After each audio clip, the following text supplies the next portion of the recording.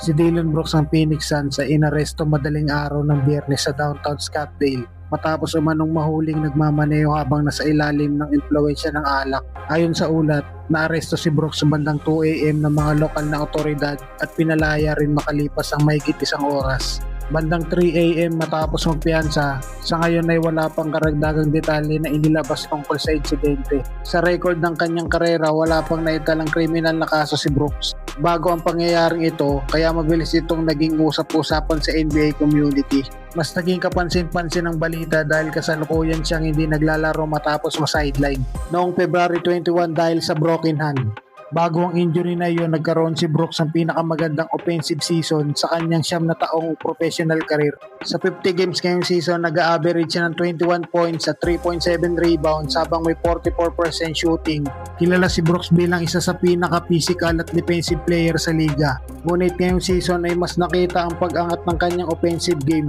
Malaki rin ang naitulong nito sa performance ng Suns na may 35-27 record at kasalukuyang ikapito sa Western Conference standing. Matatanda ang bago nagsimula ang season, marami ang nagduda sa magiging takbo ng Phoenix matapos mabuwag ang dating star core na binubuo ni Devin Booker at Kevin Durant at Bradley Beal.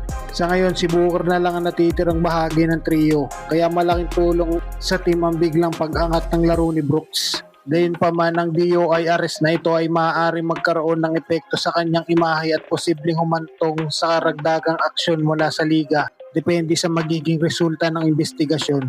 Bumalik na sa court si Jason Tatum matapos ang halos 10 buwan na pahinga dahil sa Achilles injury at agad siyang gumawa ng malaking impact para sa Boston Celtics. Sa laban kontra Dallas Mavericks sa TD Garden, sinalubong si Tatum ng malakas na standing ovation mula sa Celtics fans sa kanyang unang laro mula noong 2025 playoffs. Nasimula ng laro halatang may konting kalawang pa si Tatum dahil na-miss niya ang kanyang unang 6 na tira, pero hindi nagtagal bumalik agad ng kanyang rhythm. Nagpasiklab siya ng isang putback dunk para sa kanyang unang puntos, kasunod ng isang corner 3 na nagpasigla lalo sa crowd. Sa kabuuan ng laro, nagtala si Tatum ng 15 points, 12 rebound at 7 assists sa loob lamang ng 27 minutes. Halos makakagawa pa ng triple-double sa kanyang comeback game. Dahil sa kanyang pagbabalik, mas naging kompleto ang Boston at tuluyang tinalo ng Celtics ang Mavericks 120-100. Malinaw na kahit galing sa seryosong injury, hindi nagtagal bago muling ipakita ni Tatum kung bakit siya isa sa pinakamahalagang superstar sa liga. At kung ganito agad ang performance siya sa unang laro pa lang ng kanyang pagbabalik, isang babala ito sa buong NBA na bumalik na si Jason Tatum at mukhang handa na ulit ang Celtics sa panibagong championship run.